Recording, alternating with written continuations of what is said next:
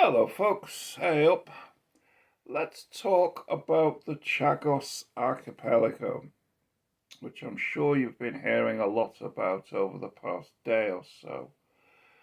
Basically, the 60 or so islands that make up the Chagos Archipelago are due to be handed over to Mauritius, the original owners of the islands. And this has created a storm in Britain as the Tories, who, let's face it, negotiated the treaty in the first place, are now opposed to it on various spurious and ludicrous grounds. Now, let's start from the beginning. This is not about ownership of the islands. This is about the ethnic cleansing of the Chagos Islands, and in particular the main island, Diego Garcia, by the British between 1967 and 1971. The population of the islands went from about 2,000 people in the mid-1960s to zero by 1971. The only people who are in Diego Garcia at the moment are military people and their civilian helplings. Why was the island of Diego Garcia and the other islands ethnically cleansed? Because it was done under the orders of Britain's colonial master, the United States. The Americans wanted a base in the Indian Ocean. The British, loyal servants that they are, offered Diego Garcia. The Americans replied that they would take Diego Garcia, it would be excellent, but they didn't want a population on Diego Garcia. They wanted it completely for themselves. And while we're at it, we really would like these other islands cleared of their population as well, so nobody can see what we're up to. The British said, "Yes, sir, of course, sir. Don't have to worry about the population, because in the words of one of the British administrators, they're just a bunch of Tarzans and Man Fridays, and we can get rid of them for you, sir." So the Americans said, "Very good. Carry on, boys." Boys. So the boys did. Mauritius was where the Chagos Islands were administered from. It was therefore part of the Mauritius colony, as indeed it had been since before the British took over. Before 1815, Mauritius was a French colony. The Chagos Archipelago were also French, and they governed the archipelago from Mauritius. When the British took over, they just carried on with the old system. Let's face it, few white men wanted to live on that very remote chain of islands where the main source of income was growing coconuts.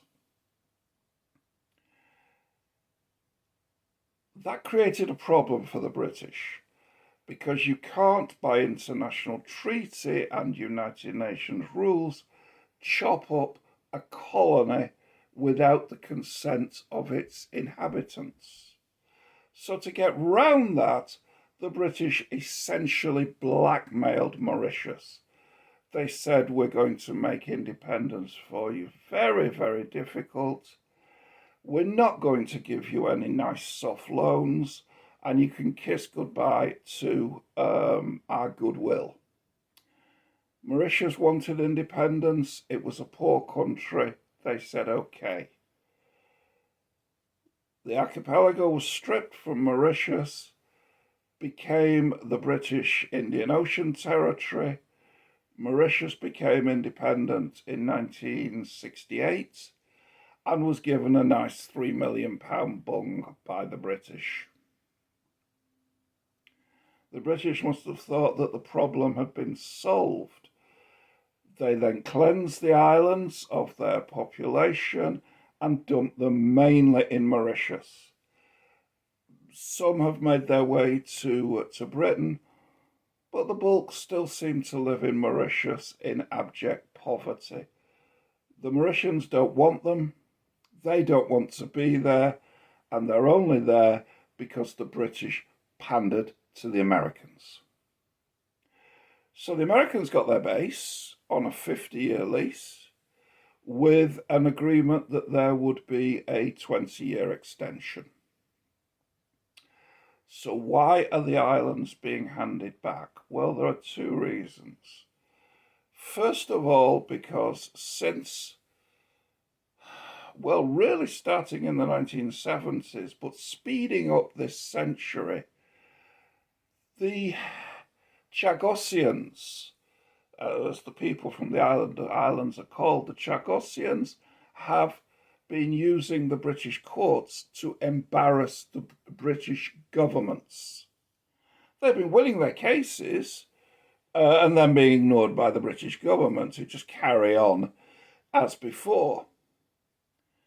The Americans argue that it's not their problem because this was a British colony and it is still the British Indian Ocean Territory, so let the British work it out. Mauritius has been using diplomatic pressure on Britain, especially in East Africa and the other Indian Ocean countries, to pressure Britain to settle the Chagos issue. This has now become important for Britain because post-Brexit, Britain wants trade agreements with anybody they can get. And, you know, every time they want to discuss something with an Indian Ocean nation, the issue of the Chagos comes up. It's not the end of the world, but it's embarrassing for the British, and it's getting in the way of trade. Another problem that the British have got is that the original lease ran out in 2016 and was promptly extended for another 20 years. Now that ends in 2036. So there's nothing in the agreement that allows for a further extension. Now, obviously, the Americans are not going to leave Diego Garcia. They would squat on it and defy anybody to try and get them off. But that is embarrassing for them. They'd rather not have it unless they have to. Because if they do get involved in that situation, that means that the United States is directly involved in a dispute that is essentially between its vassal state Britain and the truly independent Indian Ocean and East African countries. The Americans would rather leave it to their dogs in London to sort out. Starting in Boris Johnson's time, negotiations began between Britain and Mauritius, presumably overseen by the United States, to come to a conclusion. By the end of 2023, the agreement had been prepared. Everybody was happy. And then Foreign Secretary David Cameron decided to put the agreement on ice. He obviously knew, I think, that there was going to be a general election, and he didn't want this matter coming up during the election. Let's wait until after the votes have been counted. The votes were counted 3 months ago, and it falls to Labour to keep to the terms of the agreement that the Tories negotiated. frankly, I think it's a reasonable agreement. I don't think that the Chagossians will get much out of it. Most of the islands are uninhabitable. Diego Garcia is now going to be leased to them, to the United States, for 99 years. So they're not going back to the main island. If they want to go back to the Chagos, an island that is inhabitable, large enough for them, is going to have to be found. And if it's not all hunky-dory on the island, then someone, probably the British, are going to have to pay to make it inhabitable.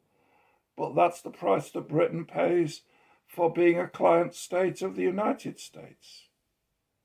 Really, this comes down to Britain pandering to a foreign country, the USA, and the people of the Chagos Islands being made to suffer because Britain is a client of the USA.